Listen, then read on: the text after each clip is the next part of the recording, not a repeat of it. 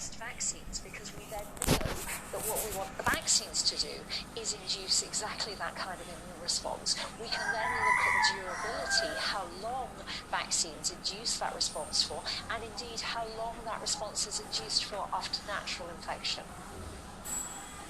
So is it likely that we then get a one booster every year, maybe something that covers this as well as the flu and other issues? This information generated from this study will address exactly that kind of question. Yes, absolutely.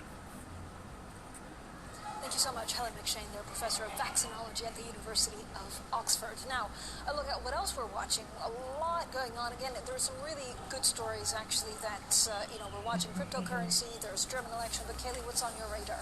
I'm watching cryptocurrencies, Francine. The weekend was incredibly volatile. I know what else is new when it comes to Bitcoin. It always breeds volatility, but down as much as 15% on Sunday. We are recovering some of that today. Bitcoin right now up about 1%. But we're still sub $57,000, and the record high reached just last week was close to $65,000. So this has been a pretty dramatic re-rating, and my question really is why? Is it regulation fears? Did the rally just get too overheated? Is it other idiosyncratic issues? It could be a combination of all of the above, but of course, Matt, I'm going to continue to pay attention to it all day today, probably all the rest of the week, and probably for the rest of my life, honestly. Yeah, well, maybe for the rest of your life, and if so, then this dip isn't a problem. I think the question, Kaylee, of why we saw this dip is an important one, but we should keep in mind also how concentrated Bitcoin wealth is. I think 2% of the holders hold 95%, some amazing stat like that of all Bitcoin. So the whales can move the price quite a bit. I'm going to be watching German politics. You know, we've got a Green candidate now announced in Annalena Baerbock. That was a foregone conclusion, but still interesting because they have garnered so much support over the past months and years that they are really a force to be reckoned with now in terms of the election coming up in September. But the open question, of course, is whether or not the reigning favorites, the CDU-CSU, can actually pick a candidate. The bigger CDU part of the party has Armin Laschet as their leader, but he polls so poorly that the CDU would probably do better picking an SPD member as their chancellor candidate. Meanwhile, the CSU leader, Markus Söder, has thrown his hat in the ring and is not backing down, and he polls far better. So the question is, will they choose him for a fighting chance in September? Yeah? So do the Greens really have a shot at this? Well, I'm not a political analyst, but they're polling almost as highly as the CDU-CSU, and the trajectory they're on is an upward slope, so they do have quite a bit of support. I'm watching football. I never thought I'd say that. I usually leave that to Jonathan Ferro, but I am watching football. Juventus stock actually up most of the year. I think it was up some 10%, but Jonathan Ferro, Tom Keane, all over the football story.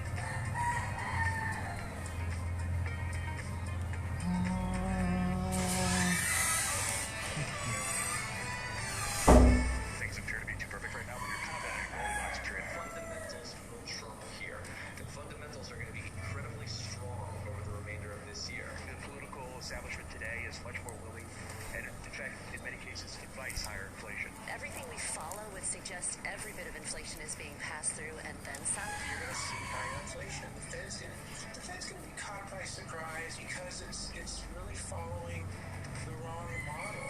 This is Bloomberg Surveillance with Tom Keene, Jonathan Ferro, and Lisa Abramowitz. Oh, this is going to be a good one. From New York City for our audience worldwide, good morning, good morning. This is Bloomberg Sport alongside Tom Keene and Lisa Abramowitz. I'm Jonathan Ferro.